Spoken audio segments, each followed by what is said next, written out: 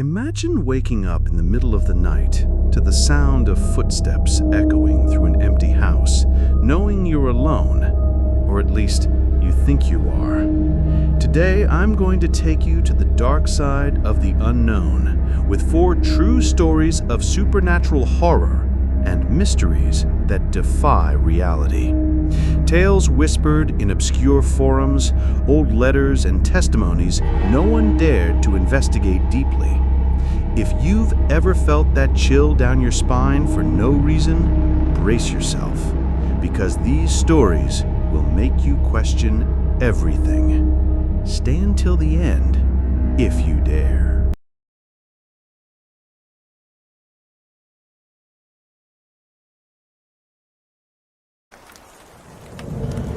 The shadow in the ancient mirror.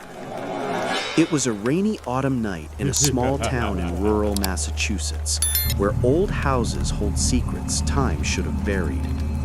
My name is Elias, and it all began when I inherited my grandmother's mansion, a woman who lived in seclusion for decades, muttering about shadows that watch. The house smelled of mildew and something else, a metallic odor like dried blood mixed with dust. I didn't believe in ghosts, not until I found that mirror in the attic, covered with a yellowed sheet, as if someone had deliberately hidden it. It was massive, with a wooden frame carved in patterns that looked like intertwined eyes, and the glass was cloudy, as if it held an eternal mist within. I decided to bring it to the master bedroom, thinking it would be an interesting decorative piece, something to sell later. But on the first night, as I looked into it while adjusting my tie for a meeting the next day, I noticed something strange. My reflection blinked, but I didn't. It was subtle, like a tremor in the image, and I laughed, blaming it on exhaustion. The next day, the mirror seemed clearer, and I felt watched, as if invisible eyes followed me through the house. Then the sounds began.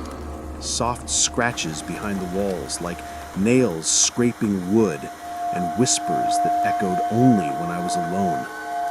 One night I woke up in a cold sweat, the room lit only by moonlight filtering through tattered curtains.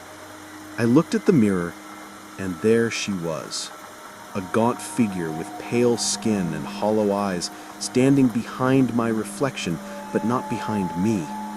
I turned quickly, my heart pounding like a frenzied drum, but the room was empty. I looked back at the mirror, and she was smiling now, a smile that stretched her mouth wide, revealing teeth as sharp as needles. I tried to smash it the next morning, but the hammer slipped from my hand as if some force pulled it away. I researched my grandmother and found an old letter in the attic, dated 1897, from an ancestor who wrote, "The mirror doesn't reflect what we see, but what hunts us. It brings back those who are gone, but not as they were."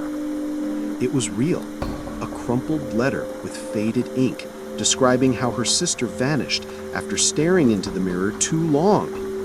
The tension grew each day. I saw the shadow getting closer in the reflection, touching my shoulder with long, cold fingers, while my real body trembled in terror. One night, I couldn't take it anymore. I ran to the mirror, screaming, and touched it. My reflection dissolved, and I felt a pull as if the glass were sucking me in. I woke up in the hospital days later, the neighbors having found me unconscious, the mirror intact beside me. But now, every time I look into any reflective surface, I catch a glimpse of her, waiting. And if I blink again...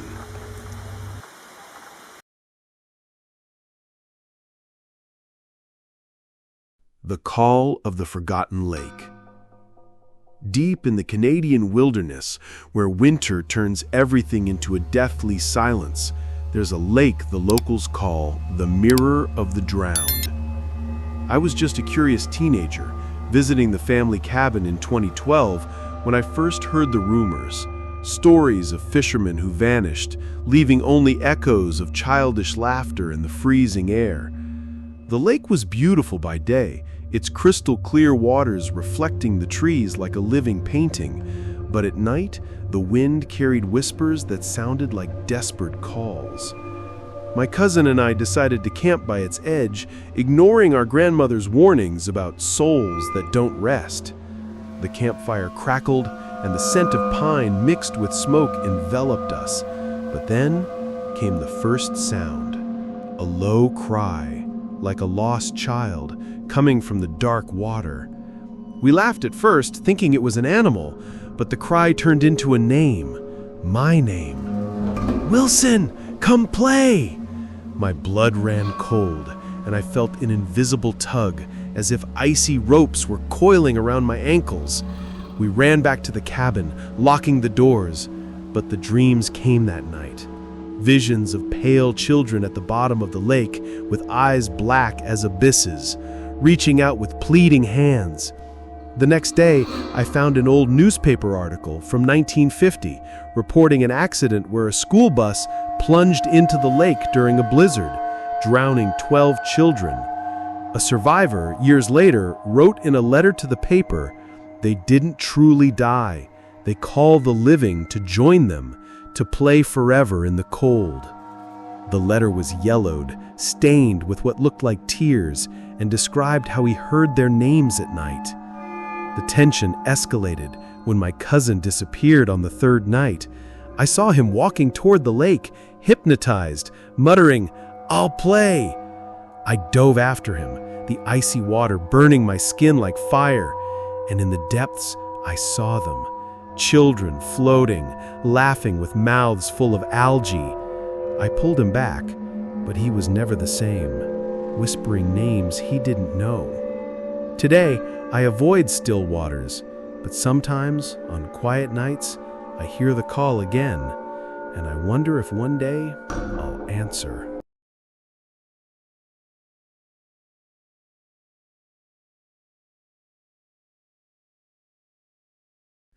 The House That Breathes. In an ordinary suburban street in Ohio, there's a house that real estate agents avoid mentioning. Number 47 Elm Street, where the walls seem to pulse like a living heart. My name is Michelle, and I moved there in 2020 after a divorce left me broke, seeking a cheap, fresh start.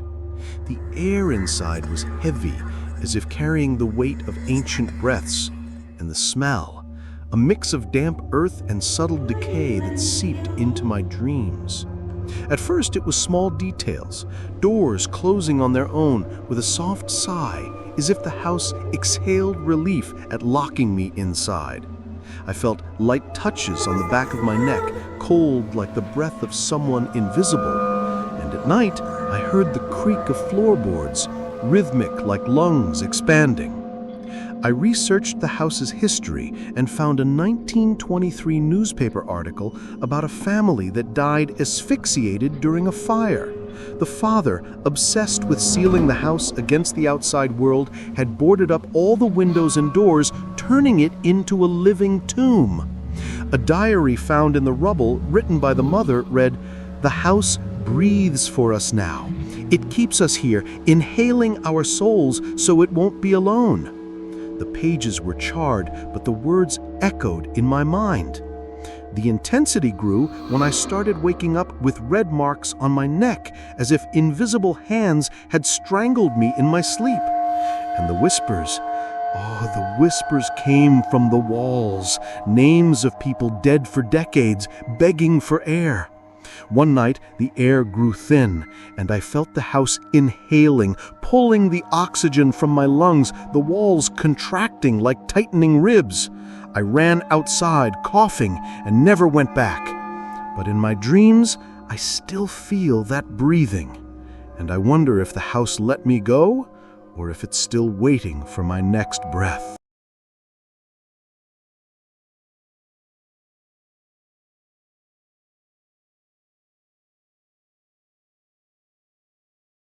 The Whisper on the Dead Phone.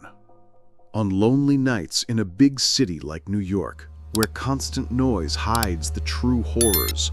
I worked as an operator for an abandoned emergency line in an old building that smelled of burnt wiring and solitude. It was 2018, and my night shift consisted of waiting for calls that rarely came. But that night, the phone rang. An old device, disconnected for years, its cut cord dangling like a dried vein. I answered on instinct, and from the other side came a hoarse whisper. "Help me, they're coming."